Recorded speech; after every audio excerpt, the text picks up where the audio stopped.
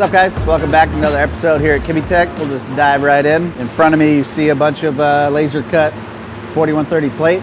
So these are the A-arms for all the center mount trucks. We got one set cut out, so we're gonna put these together, get them on one of the trucks, probably the Tundra first, see if we like everything. If we wanna make any changes, then we can from there. I'm pretty confident that this will just be the final rendition of these. You can see there's a lot of plates that go with them. They're all just pretty much just click together right now, because everything's not tacked, you know, everything kind of keys together. So there's a lot of interlocking keyways, so we don't really need to have a fixture to even build these. So when we do the bushing pivots, we'll probably do it in the truck so it matches the truck perfectly. Pretty excited about these. There's gonna be a couple days in welding these because there's a lot of keyways, a lot of keys and slots, a lot of overlay plates, you know, that go on after the fact, and then a lot like uniball wraps, internal wraps for here, but pretty excited to get these going. Once we get the stamp of approval on these, we'll go ahead and cut out probably 4 more sets. So we got 2 more sets for the other 2 center mount trucks, and then another 2 sets to go with our extra bulkheads. Some more cool laser stuff that showed up. So if you noticed on the black pre-runner, it has electric seats in it. So he did handmade a mount, so it has an electric actuator. You just hit a switch, seat slides forward and back. It has 6 inches of throw. So we decided to make like a universal mount so we can put it in all the trucks. We got one of these cut.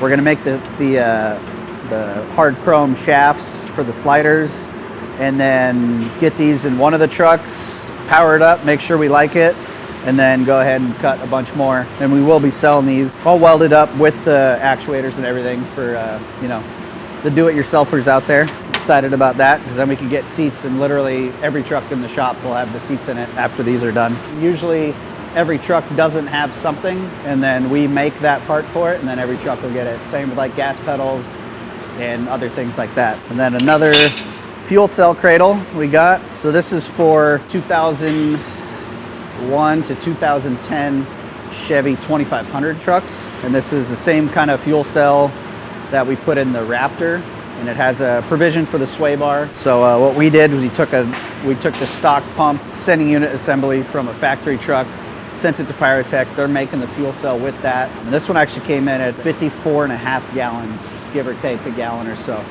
So that'll be pretty nice. And that'll be all the way out back, under the bed, same as like how we do all the other ones. So I'll get some nice rear weight. This particular truck that's getting this is getting a triangulated short course 4-link 3018 bypass with the bed cage and all that. Our good buddy Alex will be getting the first one of this. So we drew up pretty much the whole back of the truck and the computer, did everything, link pivots, frame plate kits, frame tube kits, a notch kit, everything to go with this. So basically we'll just laser cut all that stuff. He'll pick up all the parts, and then he'll put his truck together on his own. All right, back here on the D90, you see we got some firewall going on. I didn't want to get too overcomplicated with design and stuff like that on the firewall, since we're going to be mounting dry sump tank off the firewall right here, and then a couple other, like the vent for the dry sump right next to it. So this will be pretty occupied with components. And then that side will be completely different. Shock mounts all in, root path, bump mounts, root path. So that's all ready for Evan to come in there and do his double pass on it. Like I said, this side's a little different. So you can see this side actually comes out, comes back in. So that's just so we get enough foot room. So I made it work for me. The owner's, I think he said he's pretty short. So I don't know, 6 inches shorter than me or something. Should work. We got some adjustments in the seat mount, but I didn't want to make it too compact to where it just wasn't usable at all. So we got a bunch of foot room. We'll be able to adjust the brake pedal, and we could always adjust the gas pedal forward and back as well. We'll do a dead pedal on the inside in the corner. And then we still got a bunch of room. You can see around the 8-to-1 here.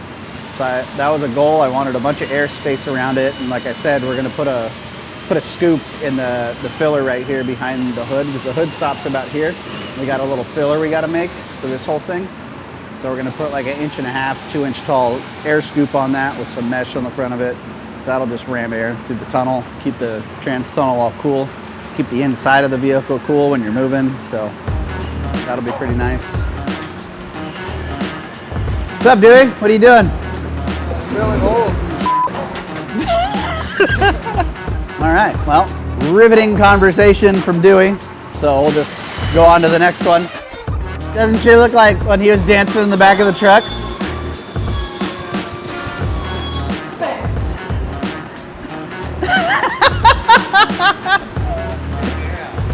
What's up, Nat? Oh, bedtime. Come out of the office for one time today? Well, no, it's like the fourth time, because you know, It's actually you gotta my poop on the clock.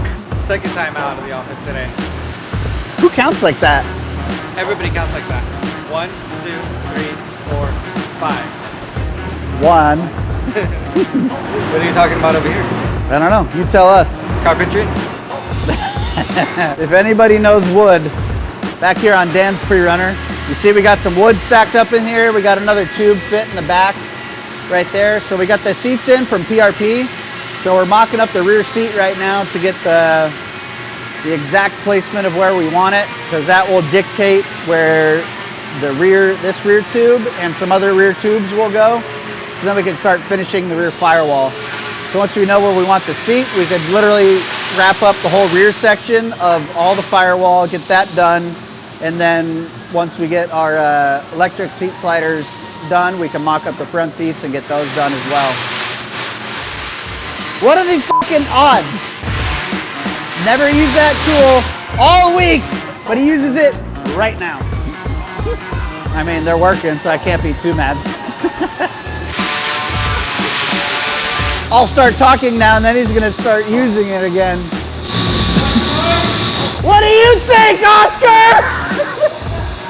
It's fine, keep doing it. Anywho, yeah, so once we got the back seat fit, we're not gonna do the front mount yet, because the front mount of the seat will be dictated off of like the center console tubes after those are in, and then we'll tie off the front seat mount to those. And the next step after the back firewall is done, we're gonna get the motor and trans together and drop that in, and then get the mid plate tubes all set. We're gonna get the front plate set, same front plate as all the other trucks, the one from ID Designs. And yeah, we got pretty much all the front suspension mounts up here done. You can see they're all just tacked in right now. Basically mimicked what we had on the white truck over there. This truck, the frame's a little different, so some of the mounts had to be a little further in on the chassis. We basically just did the same thing as that one, just built to this truck. Suspension cycled all good, everything's happy. So after we get all this welded up, we'll do shock mounts. And we got a bunch of stuff ordered from Motec. This thing will be getting full Motec ECU, trans controller, Motec digital gauge display.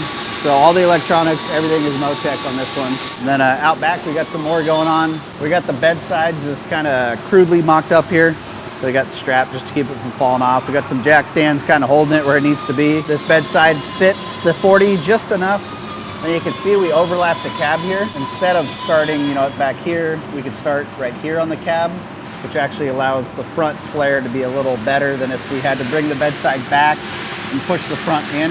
It would get less flare on the front, and we'd have to kick the bedsides more. Yeah, we got the hubs on it and bumped it out just because I wanted to see where we're at with the bedsides to make sure we didn't have to order any longer or shorter bedsides. All my math worked out where the bedside lined up right where it should have been. Full bump, we got 3 inches of ground clearance on the link pivot right there. So when this thing's fully bottomed out, just sitting there, it'll be 3 inches off the ground. And the front's about 4.5. So we have a nice low center of gravity.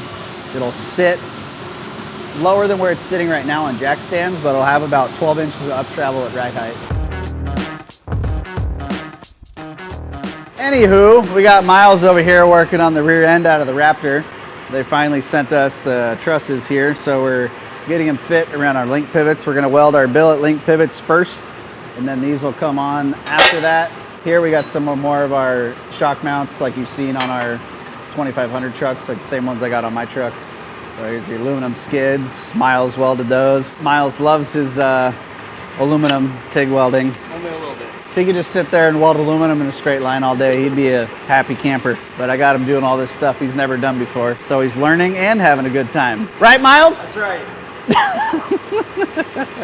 Anyway, Ryan, what are you working on? Shining shit, polishing some tie rods.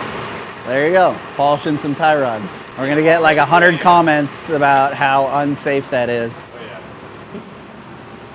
It works. We have a tie rod upgrade for your 2011 to current Chevy 2500, 3500. So these are the tie rods. We make them here, all machined. Machine wrench flats, machine taper, left-hand thread with the indicator here, right-hand thread on this side. That's how they come out of the machine, and then we just give them a little Scotch-Brite action here on the lathe, and then we either sell them raw or we get them anodized. Doing another run of like 50 sets, another thing for your daily driver truck. Please tell me you got that.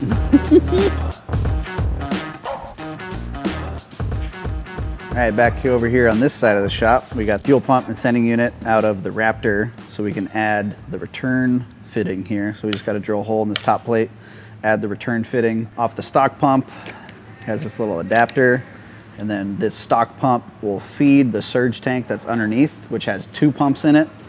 So those come on in stages, and then it has one outlet that's a -10 feed to the fuel rail up front, and then it's got a -8 return that goes back into that tank and then out of that tank to our new fitting we're going to add. And this one is just a vent for the fuel cell. Like I said before, this is like an OEM unit, so just got to extend the plug or the wiring to this plug, and then this will all read on the factory gauge cluster. No worries there. Now that I got this all figured out, just got to make one more line, and then we can fill this thing with E85 and actually fire it up and make sure everything works.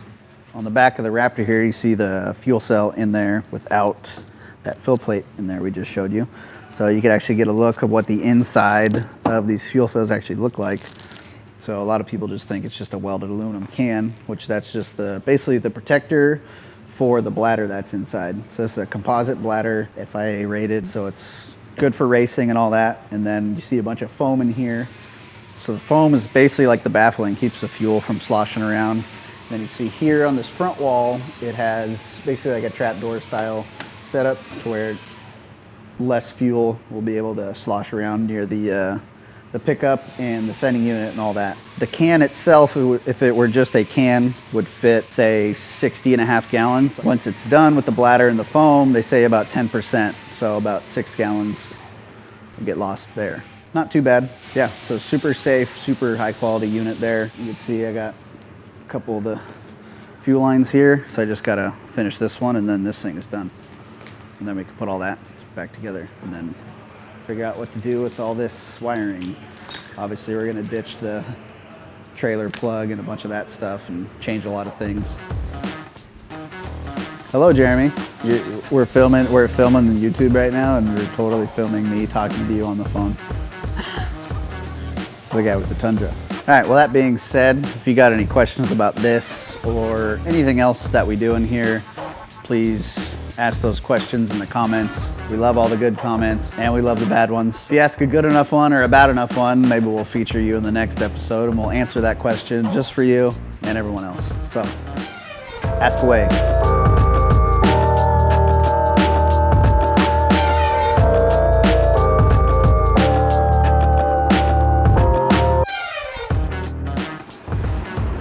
Dude, there's probably so much lint in there. Damn, you're mic'd up too. What's up? Did you hear it on the mic? Just dirty, like a gopher crawling through a hole. You guys seen Caddyshack?